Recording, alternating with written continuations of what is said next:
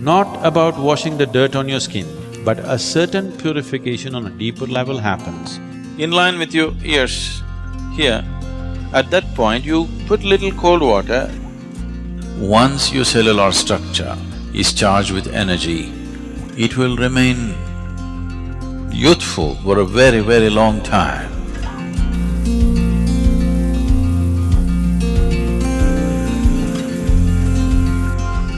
In most Indian languages, in common usage, the word hatha means being adamant. This is a quality that you will need. Your body says, enough, I had it, but you're adamant. This is Hatha Yoga.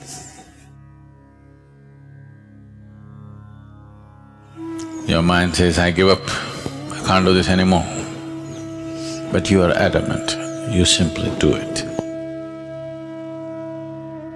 So Hatha Yoga is about creating a body which will not be a hurdle in one's life. It will become a stepping stone, but not a hurdle, not a roadblock in one's progress of blossoming into his ultimate possibility.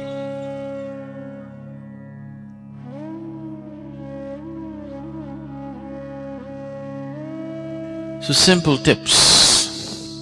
I am not known for giving tips. Bad reputation I have, but simple tips.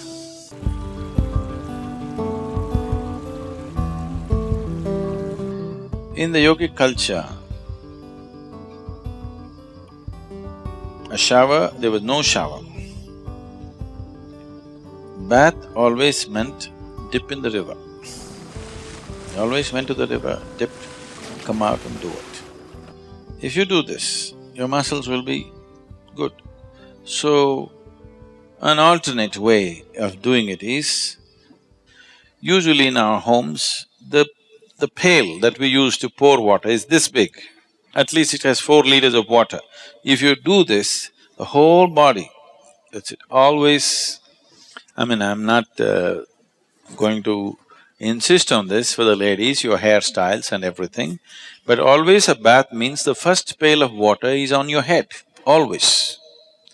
Putting cold water on your body will shift the heat into your brain very rapidly, it should not happen.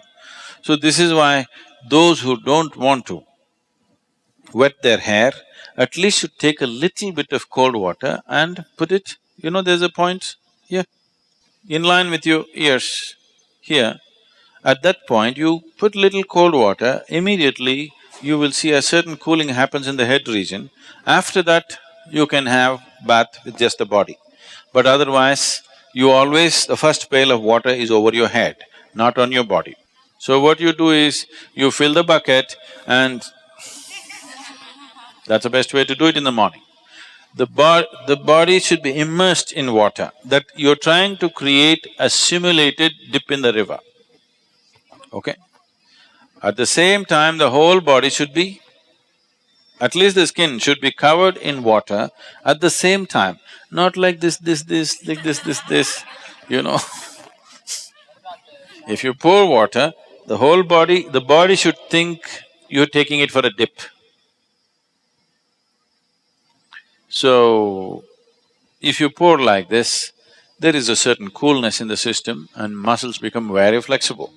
Shower can do it too, if the shower is forceful enough, or at least if the volume of water is good enough, shower can easily do that.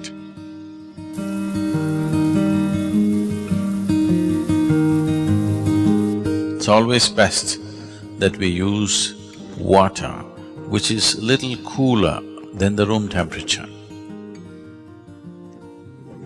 Just a certain volume of water to flow over you, or to be immersed in a water which is cooler than room temperature. Because if this happens, one thing that happens on the surface is the cells, the epithelial cells will contract. When they contract, they open up all the pores.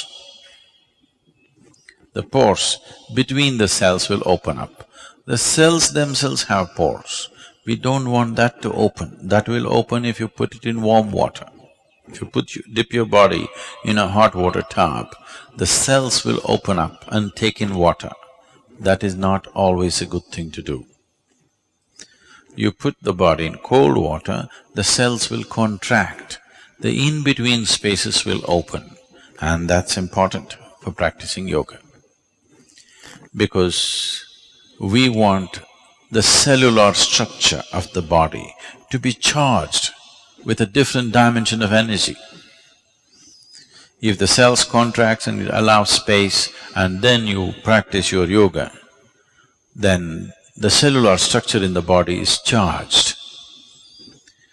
Why one person seems to be far more alive than the other is essentially because of this. And once your cellular structure is charged with energy, it will remain youthful for a very, very long time. When people are thinking, why the old bugger is still not dead, you still feeling like you're 25.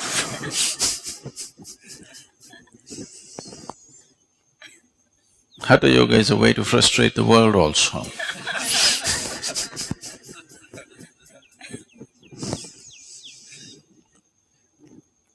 So, water which is cooler than the room temperature, in India, it is in South India at least, it's not so much of a problem. The water is always in that temperature, ideal place. But if you're in a colder country, if you're in a temperate climate, the water may be too cold. That is not good. The water must be, let's say, within 5 to 8 degrees centigrade lower than the room temperature, not more than that.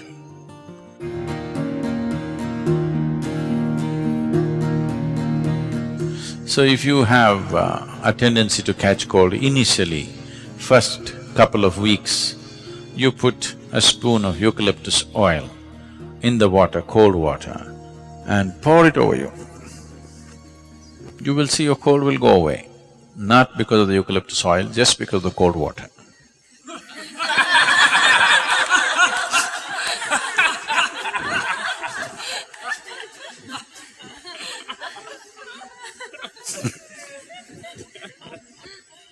If you have an infection and something else where excess mucus is being generated, that needs to be treated differently. But as I said, the water should be just somewhere 5 to 8 degrees below room temperature, not an excessively cold water, no.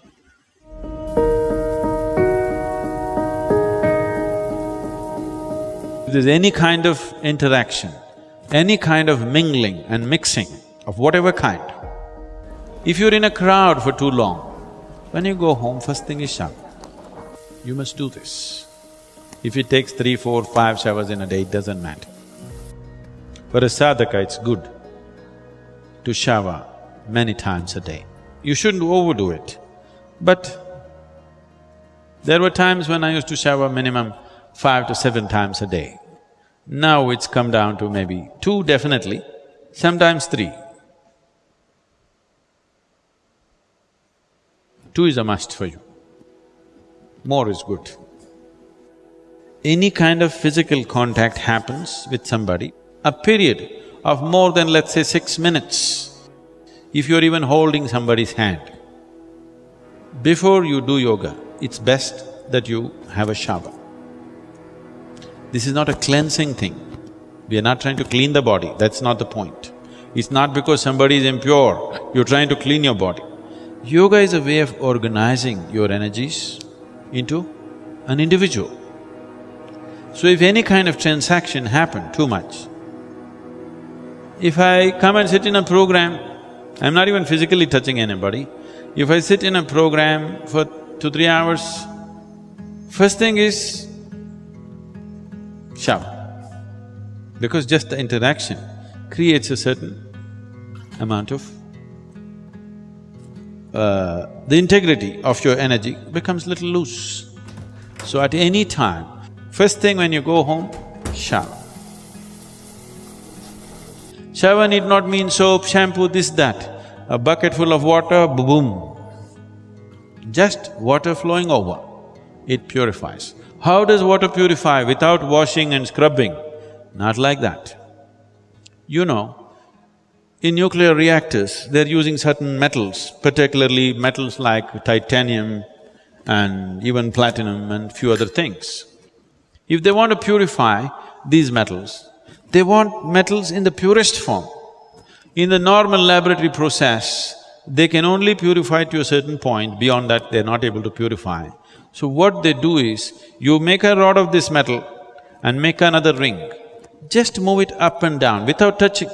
Just do this. You will see the metals will get purified. So 72% of your body is water. You just throw water over this, there is a certain purification. Not about washing the dirt on your skin, that is anyway there, that's a different thing. But a certain purification on a deeper level happens, just allowing water to flow over you. Have you seen, suppose you are very tense on a particular day, when you go and stand under the shower, you don't want to come out, you want to just stay there for some time. Those 3 minutes or 5 minutes in the shower hasn't solved any problem in your life, but when you come out, it looks like it's gone. You're like born fresh. Have you noticed this? You feel it's all gone because all that's happening is, this is largely 2/3 of it is water. If just water flows on this, certain things will change.